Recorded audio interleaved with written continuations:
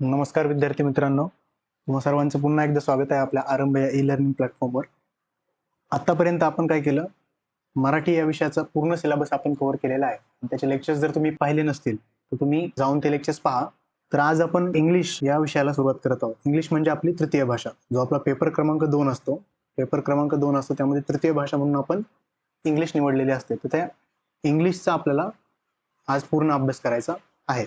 या तृतीय भाषेमध्ये जी प्रश्नसंख्या विचारली जाते, म्हणजे इंग्लिशमध्ये एकूण 25 प्रश्न तुम्हाला विचारले जाणार आहेत आणि त्यासाठी तुम्हाला एकूण 50 गुण दिले जाणार आहेत. म्हणजे जवळपास पाहिलं तर मराठीसारखंच, की मराठीमध्ये देखील 25 प्रश्न होते आणि त्याला एकूण गुण 50 होते. तसेच इंग्लिशमध्ये देखील तुम्हाला 25 प्रश्नांना 50 गुण हे विचारले जाणार आहे. म्हणजे दोन्ही भाषाविषयी म्हणून तुम्हाला एकूण 100 मार्क स्कोर करण्यासाठी उपलब्ध आहे. तरी आता आजपासून आपण इंग्लिशच्या प्रवासाला सुरुवात करत आहोत. व्यवस्थित सर्वांनी हे जे सर्व लेक्चर्स व्यवस्थित ऐकून घ्या, याचा तुम्हाला नक्कीच डेफिनेटली फायदा होणार आहे. तर सुरू करूया आपण इंग्लिश या विषयाला. आता आज जो आपण पहिला युनिट पाहणार आहे, म्हणजे फर्स्ट युनिट जो आपला आहे, लेटर्स अँड अल्फाबेट, म्हणजे आज थोडी तोंड ओळख आपली होणार आहे. त्यामध्ये जे सब युनिट्स आहेत तर ते पहा. फर्स्ट सब युनिट काय याच्यामध्ये, associating the name of a letter with its sound. म्हणजे जे कुठलं लेटर असेल आपलं, जे इंग्लिश अल्फाबेट्स किंवा इंग्लिश लेटर्स असतात, तर त्याचा प्रत्येकाचा साऊंड वगैरे कसा आहे किंवा त्यांचा उच्चार कसा करतात, प्रोनाऊन्सिएशन कसं करतात, तर याबद्दल आता आपण यामध्ये डिटेलमध्ये पाहणार आहे आणि त्याच्यावरचे आलेले क्वेश्चन्स देखील सोडवणार आहोत. त्यानंतर याच्यामधलाच दुसरा जो सब युनिट आहे तो म्हणजे formation of words using the given alphabet. म्हणजे आपल्याला काही अल्फाबेट्स दिले जातील जे जम्बल्ड ऑर्डर मध्ये असतील, त्यापासून आपल्याला काय करायचे, काही मिनिंगफुल वर्ड्स फॉर्म करायचे आणि त्या आधारित प्रश्नांची उत्तर आपल्याला याच्यावर द्यायची आहेत. तर मग चला सुरुवात करूया. आता पहा, इथं काय म्हटलंय पहा, formation of words using given alphabets. तर आपल्याला सर्वात अगोदर आपल्याला हे माहिती असायला हवं की अल्फाबेट्स अँड लेटर्स, आपण जेव्हा म्हणतो इंग्लिश लेटर्स, काय म्हणतो आपण, English letters and English alphabets, तर यामध्ये नक्की फरक काय हा थोडक्यात मी तुम्हाला सांगायचा प्रयत्न करतो. फक्त लेटर्स जेव्हा आपण असं म्हणतो तर तेव्हा फक्त अक्षर या अर्थाने आपण त्यांचा उल्लेख करत असतो, आणि अल्फाबेट्स जेव्हा आपण म्हणत असतो तेव्हा आपण त्याला वर्णमाला या दृष्टीने बोलत असतो. वर्णमाला म्हणजे काय, जे क्रमानुसार, अनुक्रमानुसार आपण त्यांना मांडलेलं असतं. म्हणजे ABCD असं झेड पर्यंत जेव्हा आपण त्यांना मांडतो तेव्हा त्या पूर्ण लेटर्सच्या समूहाला काय म्हणतात रे, अल्फाबेट्स किंवा वर्णमाला असं म्हणतात. आणि एक सिंगल अल्फाबेट्स मधलं किंवा वर्णमालेमधलं सिंगल ह्या अक्षराला काय म्हणायचं आपण, लेटर्स असं म्हणतो. खूप सोपं आहे. अशा पद्धतीने लक्षात ठेवा, अल्फाबेट्स आणि वर्णमाला, त्याप्रमाणे लेटर्स आणि अक्षर. जर असं तुम्हाला कोणी विचारलं तर याबद्दल तुम्ही नक्कीच त्यांना सांगाल. आता पहा, इंग्लिशमध्ये जे टोटल अल्फाबेट्स असतात किंवा जे लेटर्स असतात ते किती असतात रे, टोटल 26 लेटर्स आपण इंग्लिशमध्ये पाहतो. तर आता इथं आपण दोन प्रकार लिहिले आहेत. जे कॅपिटल लेटर्स आहे इंग्लिशमधील ABCD अप टू झेड, अशी इथपर्यंत पहा, झेड पर्यंत लिहिलेलं आहे. त्या ए पासून सुरुवात होती तर त्या झेड पाशी त्याचा एंड होतोय. आणि त्याच्याच खाली बरोबर आपण काय केलं रे, हे जे आहेत हे कॅपिटल लेटर्स आहेत आणि हे जे आहेत ते स्मॉल लेटर्स आहेत. कसे, स्मॉल लेटर्स आहेत. तर त्या अनुषंगाने ते तुम्ही व्यवस्थित पाहून घ्या. आता तुम्हाला हे मध्ये मध्ये दिसत असेल की मी हिरवं केलेलं आहे. हा जो वेगळ्या रंगाने दाखवलंय AEIO अँड U, हे जे 5 लेटर्स आपण वेगळ्या रंगाने दाखवले आहेत, यांना काय म्हणायचं रे, these are called as the vowels. यांना काय म्हणतात रे, ओवेल्स असं म्हणतात, ज्यांना मराठीत आपण काय म्हणतो, स्वर असं म्हणतो. आणि बाकी उरलेले म्हणजे या 26 पैकी 5 ओवेल्स आहेत आणि उरलेले 21 काय आहेत रे, कन्सोनंट्स. त्यांना काय म्हणायचं, कन्सोनंट्स म्हणजे काय रे, व्यंजने. तर अशा पद्धतीने आपण स्वर म्हणजे काय, व्यंजन म्हणजे काय, त्याप्रमाणे कॅपिटल लेटर्स, स्मॉल लेटर्स, तसेच लेटर्स आणि अल्फाबेट्स यामधील देखील डिफरन्स हा खूप छोट्यातल्या छोटी गोष्ट देखील आपण इथं समजून घेतलेली आहे. या व्यतिरिक्त याच्यामध्ये जास्त असं काही समजून घेण्यासारखं नाही. आपण परीक्षेसाठी जेवढे इम्पॉर्टंट आहे त्या गोष्टी तर डिस्कस करणारच आहोत, परंतु क्वेश्चन सोडवताना तुम्हाला ज्या गोष्टींचा फायदा होणार आहे त्या गोष्टी आपण जास्तीत जास्त तुमच्याशी शेअर करण्याचा किंवा बोलण्याचा आपण तो प्रयत्न करणार आहोत. आता पुढची स्लाइड पहा. याच्यामध्ये काय म्हटले पहा, associating the name of a letter with its sound. म्हणजे प्रत्येक लेटरचं नाव आणि त्याचा साऊंड हे आपल्याला इथं पाहायचं आहे. आता इंग्लिशमध्ये असे काही लेटर्स आहेत की त्यांचे कधी कधी उच्चार वेगवेगळे होतात. जसं की हे सपोज सी लेटर आहे आपलं, ह्या सी लेटर पासून बरेच शब्द तयार होतात. जसं की आता इथं मी सपोज एक शब्द लिहिला कॅट, तर कॅट मधला या सीचा उच्चार जो होतो तो क सारखा होतो, तो उच्चार क सारखा होतो. परंतु जर याच सीचा उच्चार मी असं लिहिलं सेंटर, सेंटर असा शब्द लिहिला, हा देखील सी पासून तयार होतोय, परंतु याचा उच्चार हा स असा होतोय सेंटर. वरचा जो सी आहे याचा उच्चार क सारखा आणि जो खाली लिहिलेला सी आहे याचा उच्चार स सारखा होतो. अशा पद्धतीने सी या लेटरचे डिफरंट साऊंड्स आहेत. काय आहे? डिफरंट साऊंड्स आहेत. तर अशा पद्धतीने लक्षात ठेवू शकता. थोडक्यात तुम्हाला हा टॉपिक लक्षात आला असेल मी कशाबद्दल बोलतोय ते.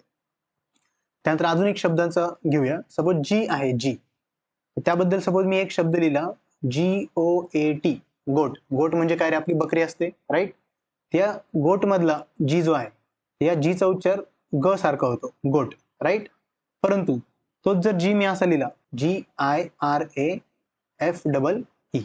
जिराफ, जर मी असं लिहिलं तर याचा उच्चार मात्र जिराफ, जी, ज सारखा होतोय. अशा पद्धतीने जी चे देखील दोन साऊंड्स आहेत. परंतु पुढे अजून एक पहा, अजून एक शब्द पहा, के. सपोज के साठी मी एक शब्द लिहिला किंग, याच्यासाठी मी एक शब्द लिहिला किंग, तर या किंग मधला के जो आहे त्याचा उच्चार क सारखा होतोय. आणि त्यानंतर मी एक दुसरा शब्द लिहितो पहा इथे. सपोज हा शब्द, याला जर वाचण्याचा तुम्ही प्रयत्न केला तर याचा उच्चार आपण नाईफ असं करतो. नाईफ म्हणजे चाकू, नाईफ म्हणजे चाकू. तर या नाईफ मधला के चा उच्चार न सारखा आलेला आहे. कशासारखा आलेला आहे? न, किंवा तो के सायलेंट आहे तिथे. तर अशा पद्धतीने देखील जे प्रोनाउन्सिएशन आहे किंवा जे साऊंड्स आहे ते लेटरचे प्रत्येक शब्दानुसार कधी कधी बदलतात. तर हेच आपल्याला इथं समजून घ्यायचं आहे आणि याच्यावरच आधारित क्वेश्चन्स आपल्याला सोडवायचे आहेत. आता पहा इथे English words with different sounds असं लिहिलेलं आहे आणि सेम साऊंड ऑर नॉट, म्हणजे हे साऊंड सेम आहेत की नाही हे आपल्याला इथं ओळखायचं आहे. आणि जर असेल तर आपण बरोबरची साईन करणार आहोत, आणि जर त्यातले सर्व शब्दांचे साऊंड जर सेम नसतील तर आपण त्याला असे फुली करणार आहोत. साऊंड फक्त आपण फर्स्ट लेटरचेच पाहणार आहोत. आता पहा पहिलं इथं पहा कॅट, कॅप, कॅमेरा, कॅन. तर इथं आपण पाहिलं तर यांचा उच्चार कॅ असा आपण केलेला आहे सर्व शब्दांचा. कॅटचा देखील कॅने होतो, कॅपचा पण कॅ, कॅमेराचा देखील क्या असा उच्चार होतो आणि याचं स्टार्टिंग पण कॅनचं क्या असं होतं. तर हे सेम साऊंड आहेत का रे? तर आपण म्हणू शकतो होय, हे सेम साऊंड आहेत. पुढचं पहा मॅप, मॅट, मॅन आणि मॅड. या सर्वांचा उच्चार देखील काय होतं रे? मॅ असा सुरुवातीला होत आहे. त्यामुळे याला देखील आपण बरोबरची साईन अशी करू शकतो. याचे अर्थ थोडक्यात मी सांगून देतो. कॅट म्हणजे आपल्याला माहिती आहे मांजर, कॅप म्हणजे टोपी, कॅमेरा म्हणजे ज्याच्यापासून आपण छायाचित्र काढतो, ज्याच्यापासून आपण छायाचित्र काढतो किंवा त्याला मराठीमध्ये आपण छायाचित्रक म्हणतो. जो मराठीमध्ये एक पार्ट आहे की इंग्लिश लेटरचं पर्यायी मराठी शब्द, तर तिथं आपण छायाचित्रक हा शब्द पाहिलेला आहे. नसेल तर तुम्ही आधी मराठीचे लेक्चर्स व्यवस्थित पाहून घ्या. कॅन, कॅन म्हणजे काय रे? कॅन म्हणजे एखादं भांड किंवा एखादं काय असतं मेटल किंवा प्लास्टिकचा कंटेनर असतो, छोटासा कंटेनर, त्याला देखील आपण कॅन असं म्हणतो. आपण कोल्ड्रिंक पिताना कोल्ड्रिंकचे कॅन वगैरे असतात पहा, तर तसं. मॅप, मॅप म्हणजे नकाशा. मॅप म्हणजे काय रे? मॅप म्हणजे इथला नकाशा. हा मॅप म्हणजे नकाशा. मॅट म्हणजे चटई, मॅन म्हणजे माणूस आणि मॅड म्हणजे मूर्ख. तर अशा पद्धतीने यांचे अर्थ आहेत. पुढे पाहूया आता. हॅट, हँडल, हॅमर आणि हँडल. हा हँडल इथं डबल झालेला आहे, तर आपण तो कट करूया. आता हे तीनच शब्द पहा, हॅट, हँडल आणि हॅमर. तर हॅट, हॅट म्हणजे काय रे? टोपी आपली. नंतर हँडल म्हणजे काय रे? जो दांडा असतो, कपाचा दांडा आपला तो. आणि हॅमर म्हणजे हातोडा. तर अशा पद्धतीने यांचा उच्चार देखील स्टार्टिंगचा उच्चार हॅ यांनी सुरुवात त्याची होत आहे. त्यामुळे हे सेम साऊंड आहेत का रे? तर यांचे साऊंड देखील सेम आहे असं आपण म्हणू शकतो. त्यानंतर पुढचं पहा रे, बॅट, बॅड, बॅन, बँक आणि बँड. या सर्व शब्दांचे जर आपण उच्चार पाहिले तर ते बॅ असं सुरू होत आहे आणि ते देखील सेम आहे. आता पुढे पहा, याचा उच्चार नाईफ असं करतात. याचा उच्चार काय करतात? नाईफ असं करतात. तो न नी सुरुवात झालेला आहे त्याच्या. नंतर याचा उच्चार काईट, तो क नी सुरुवात झालेली. याचा उच्चार केटल, केटल म्हणजे आपली किटली जी असते किंवा केटल म्हणजे चहा वगैरे आपण ओततो त्याला केटल म्हणतात. आणि किचन म्हणजे आपलं स्वयंपाकघर, याचा देखील उच्चार क नी होतो, याचा पण क नी होतो. परंतु या नाईफचा उच्चार न नी सुरू होतो. म्हणून हे सेम साऊंड आहे का? किंवा यांचा ह्या लेटर्स आणि साऊंड यांचं मॅचिंग होते का सर्वांचं? तर नाही होत असं आपण म्हणू शकतो. त्यानंतर खाली पहा डार्क, डार्क, डर्टी, डेट आणि डॅम. डार्क, डर्टी, डेट आणि डॅम. आता याच्यामध्ये याचा उच्चार ड नी होतोय, त्याचा उच्चार पण ड नी होतोय. याचा डेट आणि डॅम मग यांचा साऊंड सेम आहेत का रे? जरी त्यांचे स्पेलिंग वेगळे असेल परंतु त्यांचे साऊंड सेम आहे का? तर आहे असं आपण म्हणू शकतो. त्यानंतर पहा काऊ, क्रो, कॅट आणि सेंटर. परंतु इथं जर आपण पाहिलं हा सेंटरचा उच्चार जो सी आहे त्याचा उच्चार स सारखा होतोय आणि बाकी काऊ, काऊ म्हणजे गाय, क्रो म्हणजे कावळा, कॅट म्हणजे मांजर, त्या सर्वांचा उच्चार क असा होतोय. आपण म्हणू शकतो की या सर्वांचा उच्चार सेम आहे? तर नक्कीच नाही, या सर्वांचा उच्चार सेम नाही, कारण सेंटरचा उच्चार वेगळा आहे. लास्ट उदाहरण पहा पेट, पेन, पेन्सिल आणि पॉट. तर या सर्वांचा उच्चार देखील प याने सुरू होतोय म्हणून हे देखील सेम साऊंडचं आहे. पॉट म्हणजे काय रे? आपलं मातीचं मडकं वगैरे किंवा एखादं भांड असं आपण म्हणू शकतो. तर अशा पद्धतीने हे लेटर्स आणि साऊंड यांचा ताळमेळ कसा आहे हे आपण इथं पाहिलेलं आहे. आता याच्यावर आलेले जे क्वेश्चन्स आहे ते एकदा सॉल्व्ह करून पाहूया, म्हणजे तुम्हाला ही आयडिया पूर्ण क्लिअर होऊन जाईल. चला तर पहिला क्वेश्चन आपण पाहूया. Find the different sound of a letter C. Find the different sound of a letter C from the following alternative. Alternative म्हणजे काय रे? पर्याय. अल्टरनेटिव्ह म्हणजे पर्याय, म्हणजे खालील पर्यायातून लेटर सी चे डिफरंट साऊंड असणारा पर्याय निवडा असं त्यांचं म्हणणं आहे. जे सेमी इंग्लिशचे विद्यार्थी आहे किंवा जे मराठी मीडियमचे विद्यार्थी आहे ते दोन्ही देखील हे लेक्चर व्यवस्थितपणे पाहू शकता, कारण आपण एक्सप्लेन करताना इंग्लिशमधनं देखील एक्सप्लेन करत आहोत आणि तेच आपण मराठीमधनं देखील व्यवस्थित एक्सप्लेन करत आहोत. फक्त देताना इथं पेपर जो आपला ऍक्च्युअली असतो क्वेश्चन पेपर तो इंग्लिशमध्येच असतो. आपला परीक्षा परिषद जो तुमचा पेपर सेट करते तो ऑलरेडी इंग्लिशचा पेपर इंग्लिशमध्येच असतो, त्यामुळे तो मराठीमध्ये नसतो. आणि जो मराठीचा पेपर असतो तो देखील काय असतो रे? तो मराठीमध्येच असतो. म्हणून ज्या भाषेचा पेपर त्याच भाषेत शिकणं योग्य असतं. परंतु तरी आपण एक्सप्लेन करताना दोन्ही भाषेत एक्सप्लेन करणार आहोत, त्यामुळे व्यवस्थित लक्ष द्या. आता इथं कार्ट, कार्ट म्हणजे काय असतं रे? कार्ट म्हणजे गाडी असते, कार्ट म्हणजे गाडी असते. त्यानंतर सेंटर, सेंटर म्हणजे काय? मध्यभाग. त्याचे अर्थ मी तुम्हाला यासाठी सांगतोय की तेवढेच तुमची व्होकॅब्युलरी स्ट्रॉंग होईल आणि त्याचा फायदा नक्कीच तुम्हाला पॅसेज वगैरे सोडवताना किंवा तुमचे वर्ड पॉवर त्यातनं बिल्ड होईल, तर त्यासाठी हे सर्व चाललेलं आहे. काउंट म्हणजे मोजणे, काउंट म्हणजे मोजणे. आणि कार्ड म्हणजे काय रे? कार्ड म्हणजे पत्ता किंवा पत्ते, पत्ता आपण म्हणू शकतो. आता पहा जे खेळायचे पत्ते वगैरे असतात ना त्याला कार्ड्स असं म्हणतात. कार्टमध्ये याचा उच्चार क सारखा होतोय, काउंटमध्ये पण याचा उच्चार क सारखा होतोय, कार्डमध्ये पण याचा उच्चार क सारखा होतोय, परंतु सेंटरमध्ये याचा उच्चार सेंटर असा आपण लिहितो ना त्याचा उच्चार स सारखा होतोय. त्यामुळं हा जो साऊंड आहे तर तो नक्कीच हा डिफरंट आहे, म्हणून पर्याय क्रमांक 3 हे आपलं उत्तर बरोबर आहे. पुढचा प्रश्न पहा. Select the set which has different sound. आपल्याला काय करायचं? असा सेट निवडायचा आहे त्याचा साऊंड काय असणार रे? डिफरंट असणार आहे, असा या प्रश्नाचा अर्थ आहे. तर आता पाहूया. कॅमेरा, कॅसल, कॅबेज आणि कॅट. तर या कॅमेरा, कॅमेरा म्हणजे काय रे? आपलं छायाचित्रक, राईट, जो इमेजेस किंवा पिक्चर कॅप्चर करतो. मोबाईलमध्ये आपला कॅमेरा असतो पहा. कॅसल म्हणजे काय? कॅसल म्हणजे किल्ला. कॅसल म्हणजे काय?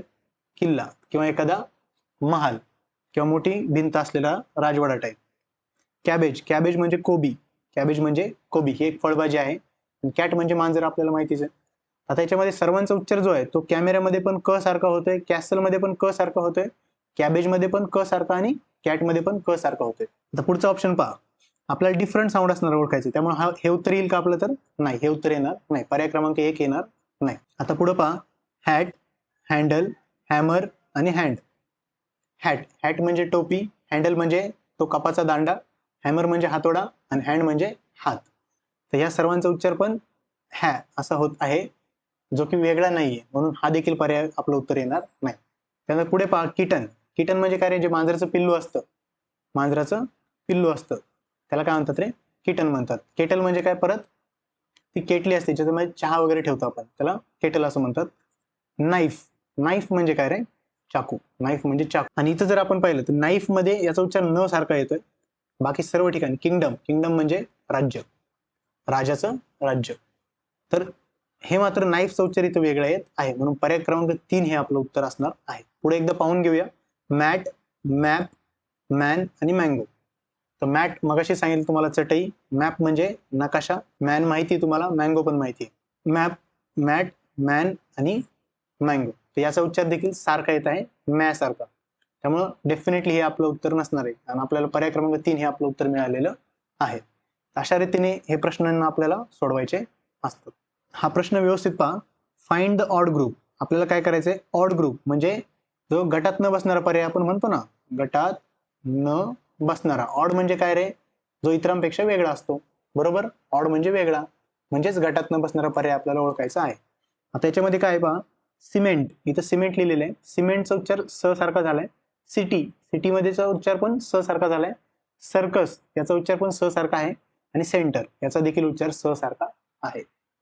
पुढे पहा, ग्रुप, ग्रुप मध्ये ग यासारखा उच्चार आहे या जीचा. गुड, गुड मध्ये पण ग सारखा आहे. गेट, गेट मध्ये पण ग सारखा आहे आणि ग्राउंड, ग्राउंड मध्ये देखील ग असाच उच्चार याचा आपल्याला दिसतोय. त्यात ब्राऊन, ब्राऊन मध्ये ब. बकेट, बकेट मध्ये पण ब असा उच्चार झालेला आहे या बीचा.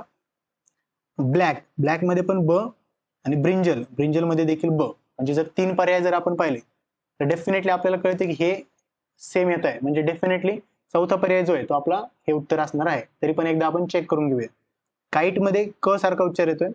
कांगारू मध्ये पण क असा उच्चार येतोय. नो, आता इथं पहा नो आलंय, याचा उच्चार क्नो असं नाही करत आपण. याचा उच्चार क्नो असं नाही करत. याचा उच्चार काय करतो आपण, नो असं करतो. नो म्हणजे माहित असणे.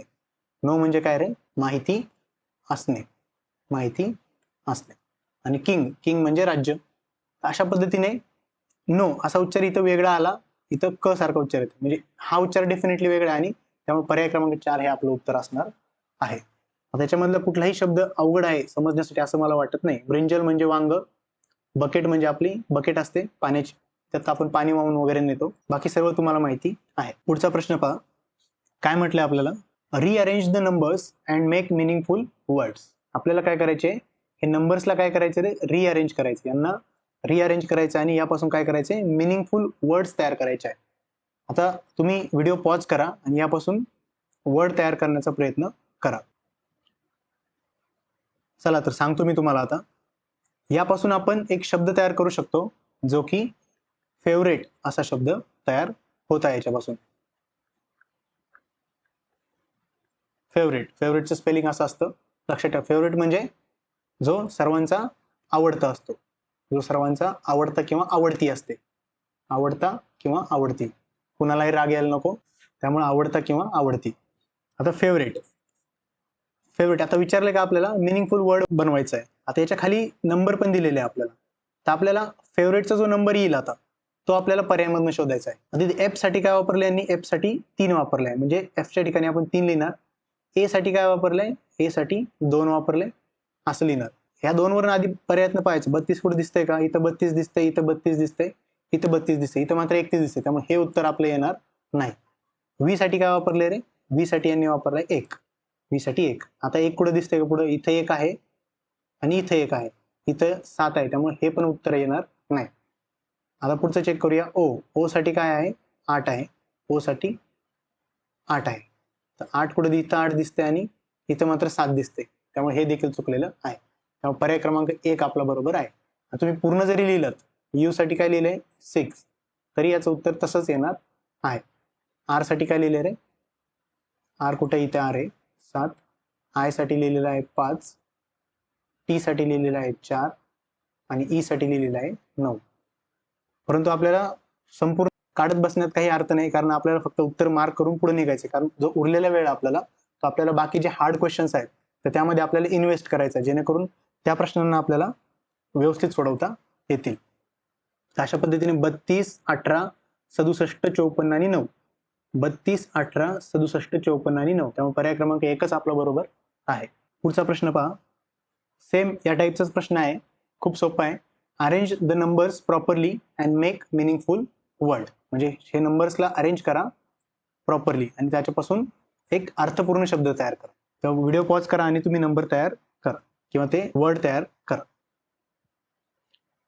चला सांगतो मी तुम्हाला. यापासून जो शब्द तयार होतोय तो आहे जर्नी. तर जर्नीमध्ये पाहायचं, पहिला जे साठी काय आहे रे, 4, 4 ने सुरुवात होणार कुठला आहे, हे तर नाहीये आणि हे पण नाही. 4 ने सुरुवात होणार फक्त इथंच आहे, इथं आणि इथं. नंतर पुढचा शब्द काय, ओ, ओ साठी काय रे, ओ साठी 1, 41, दोन्ही ठिकाणी 41 असल्यामुळे पुढचं लेटर आपल्याला पाहावं लागणार आहे. यू साठी काय 5, मग यू साठी 5 पुढे आहे, इथं 7 आहे आणि इथं 5 आहे, त्यामुळे हेच आपलं उत्तर आहे. त्यामुळे पर्याय क्रमांक 3 बरोबर आहे. बाकी देखील तुम्ही काढून घेऊ शकता. सेम हा क्वेश्चन बघा, मागच्या वर्षी आलेला क्वेश्चन आहे तो परत रिपीट झालेला आहे. जसं की इथं पहा, हा 2000 मी दाखवतो तुम्हाला, हा 2021 साली विचारलेला क्वेश्चन आहे आणि त्याच्या अगोदरच हा प्रश्न 2018 साली देखील विचारला होता. म्हणजे PYQs किंवा मागच्या वर्षी आलेले क्वेश्चन सोडवणं किती गरजेचं आहे, ते पण टॉपिक वाईज क्वेश्चन सोडवणं किती गरजेचं आहे, हे यातनं मला तुम्हाला सांगायचं आहे. परंतु इथं त्यांनी काय केलं, आता जंबल म्हणजे नंबर बदललेले, त्यामुळं ते इथं काढून घेऊया आपण. फेवरेट असा शब्द बनतो त्यापासून. एफ साठी काय आहे 4, ए साठी काय आहे 1, व्ही साठी काय आहे 6. 416 कुठे दिसतंय का, तर 416 स्टार्टिंगला फक्त एकाच इथे दिसतंय, त्यामुळे पर्याय क्रमांक 2 याचं उत्तर आहे. एक यावरचा लास्ट प्रश्न पाहून घेऊया. Find the hidden letter in the given picture. Find the hidden letter. Hidden letter म्हणजे काय रे, लपलेलं अक्षर, लपलेले अक्षर. तर यामध्ये कुठलं अक्षर लपलेलं आहे असं तुम्हाला म्हटलं, ही एक शिडी सारखी आपल्याला दिसते, जी भिंतीवर आपण उभी करतो ती शिडी असते आपली, तशी शिडी सारखं हे आपल्याला दिसत आहे.